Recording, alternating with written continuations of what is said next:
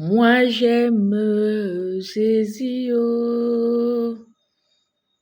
Avec lui je me sens bien. La la la la la la la la la. Moi j'aime Jésus, lui seul est mort pour moi. La la la la la la la la la. Moi j'aime Jésus, il est mon Seigneur et mon Sauveur. La la la la la la la la la. Alléluia, shalom, bien-aimés. Nous sommes à notre programme, une génération des hommes de feu, des femmes de feu se lève en ces temps de la fin. Une génération des personnes qui décident de marcher dans la sanctification sans laquelle nous ne verra Dieu, qui décident de marcher dans la justice, dans la fidélité à Dieu, dans la droiture et dans la justice. Bien-aimé, est-ce que tu comprends ça? Des personnes qui se détournent du mal, des personnes qui obéissent à cette parole. Je suis saint, soyez saints dans toute votre conduite. Alléluia, qui ne se vautrent pas dans le péché, mais qui ont le Saint-Esprit en eux et qui sont bruyants, qui obéissent aux voix de Dieu, aux instructions de Dieu. Dieu dit dans sa parole, je cherche un homme, je cherche une femme qui va élever un mur en faveur de son pays, de sa famille, afin que j'intervienne, alléluia, pour guérir, ou bien pour sauver, ou alors pour délivrer. Est-ce que tu comprends? Bien-aimé, tu es cet homme, tu es cette femme.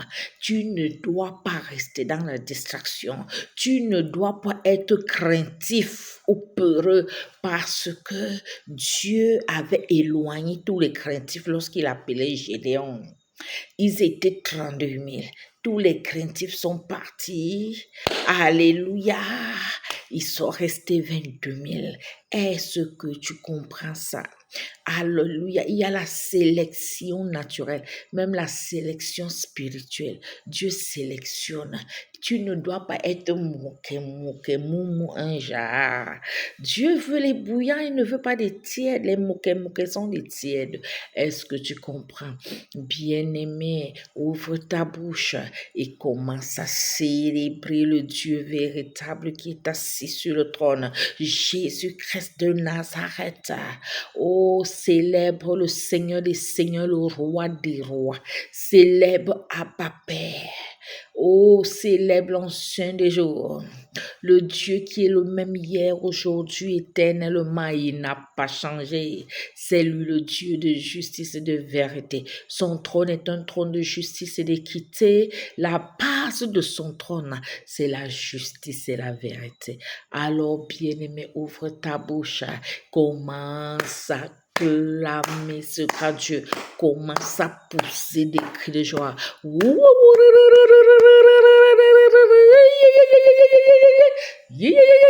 Oh yenga binga, oh yenga befama. Tu dois crier à ton Dieu. Il a dit, invoque-moi au jour de la détresse et je te répondrai. Je te montrerai des choses cachées, des choses que tu ne connais pas. Dieu est sur le point de te montrer des choses cachées, de ta famille, les choses que tu ne connais pas.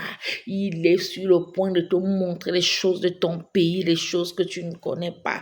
Bien-aimé, si Dieu te met sentinelle, oh, de ta famille, de ton pays, ou te met sentinelle de ton quartier, Dieu doit te révéler des choses secrètes. Il doit te révéler ce que Satan est sur le point de faire, afin que tu démantèles tout son réseau, afin que, oh, tu renverses tout ce qui dérange au nom puissant de Jésus, parce que Dieu t'a donné le pouvoir de marcher sur les serpents, sur les scorpions et sur toute la puissance de l'ennemi. Il a dit que rien ne va te nuire. Dieu t'a donné la puissance, alléluia, de que les miracles arrivent. Il a dit, voici les miracles qui accompagneront ceux qui auront cru. À mon nom, ils chasseront les démons. Ils parleront des langues nouvelles. S'ils boivent un breuvage mortel, cela ne leur fera aucun mal. Ils imposeront les mains aux malades et les malades seront guéris. Bien-aimés, est-ce que tu vois le tableau qui se passe maintenant? Tu es là, tu entends seulement que tel est mort, tel avait un mal de pied, les affaires de billard. Ça chauffe les billards, c'est une maladie qu'on te lance au pied et tu n'arrives plus à marcher, c'est-à-dire des choses anormales commencent à se voir, des plaies anormales jusqu'à on coupe ton pied, des douleurs anormales sur tes membres inférieurs jusqu'à ce que tu deviens paralysé, tu n'arrives même plus à marcher dans ta maison. Tu dois comprendre que ce n'est plus simple. Tu dois comprendre que l'ennemi veut t'imposer des souffrances et t'amener à la mort.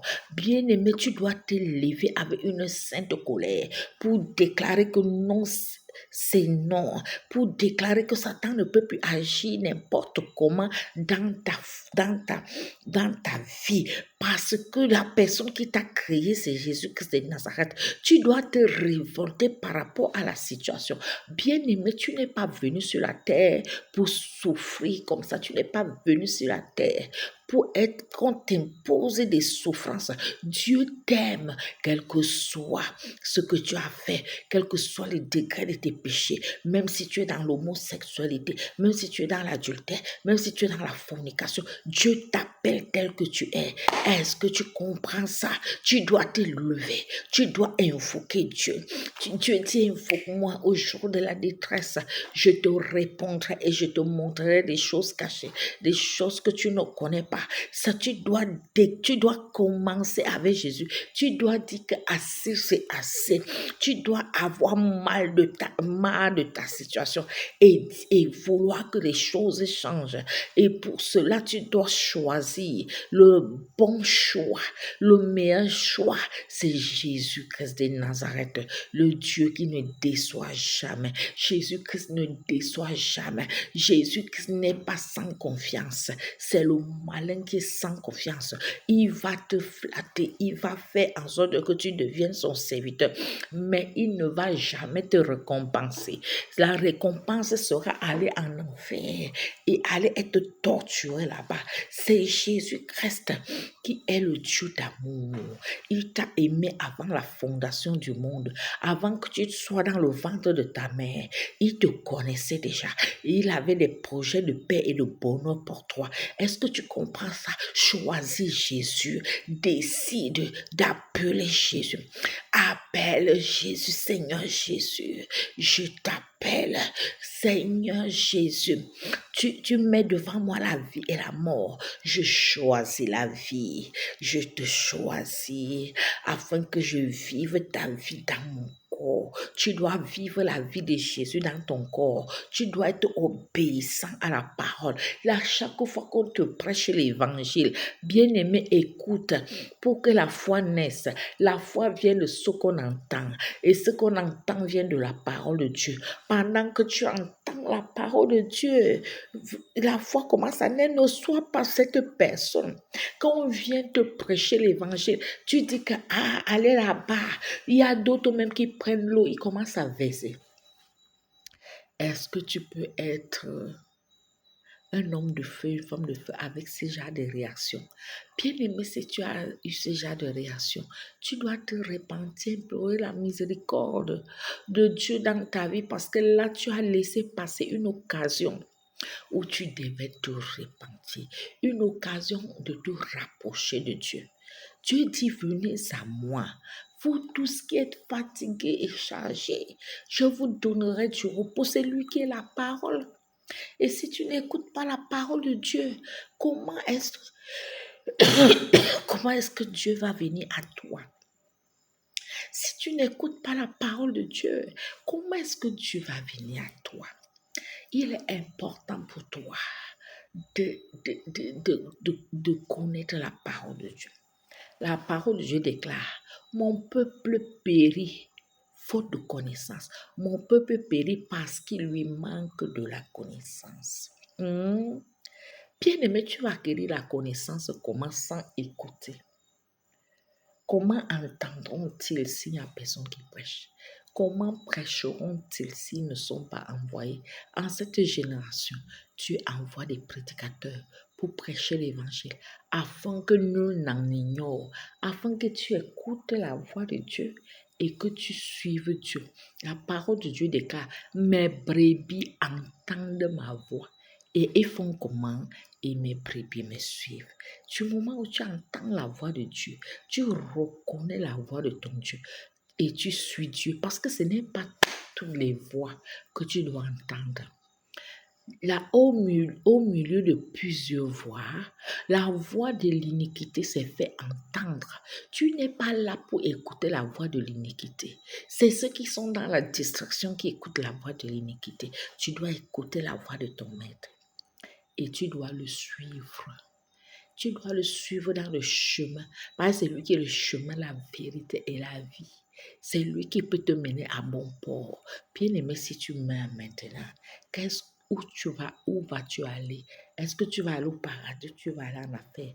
Parce que quand tu meurs, je dis que quand tu es sur le chemin de la mort, on voit souvent, c'est comme le jugement. Tu vas voir quelqu'un qui est en train de mourir, il coule les larmes. Quelqu'un qui est en train de mourir, il fronce sa face, il commence à parler. Tu sais, c'est un jugement. Bien aimé, ça commence à se préparer dès maintenant. Les temps sont déjà finis. Jésus est à la porte. Jésus revient bientôt. Quand il reviendra, est-ce qu'il te trouvera dans la foi? Quand il reviendra, est-ce qu'il te trouvera veillant? Quand il reviendra, est-ce que tu seras parmi les vierges? Est-ce que tu seras ces vierges sages qui avaient emmagasiné de l'huile, c'est-à-dire le Saint-Esprit dans leur corps? Parce que nous sommes une habitation de Dieu en esprit. Nous sommes le temple du Saint-Esprit. Dieu doit habiter en nous, le Saint-Esprit doit habiter en nous. Et si tu n'as pas le Saint-Esprit, tu n'appartiens pas à Christ. Bien-aimé, c'est important de tout faire, de chercher Christ jusqu'à ce que le Saint-Esprit, le deuxième consolateur que Dieu nous a envoyé, soit avec toi, qu'il habite en toi. Que tu sois le temple du Saint-Esprit, une habitation à Dieu, que le Père habite à toi, Jésus habite en toi. Bien-aimé, alors, si tu dois choisir de marcher avec Dieu, tu dois choisir de marcher avec le Tout-Puissant, tu dois choisir la meilleure part, c'est Jésus-Christ. Tu dois choisir le bon choix, c'est Jésus-Christ de Nazareth, celui qui a versé le sang à la croix pour toi. Sur la croix, il a renversé Satan, il a livré publiquement un spectacle afin qu'au nom puissant de Jésus, tous genoux fléchis dans les cieux, sur la terre, sous la terre, et que toutes les langues confessent que Jésus-Christ est Seigneur, à la gloire de Dieu le Père. Oh, un Dieu puissant comme ça, un Dieu victorieux comme ça, comment ne pas s'attacher à lui, être en communion et en intimité avec lui? Oh, c'est ça le secret. Alléluia.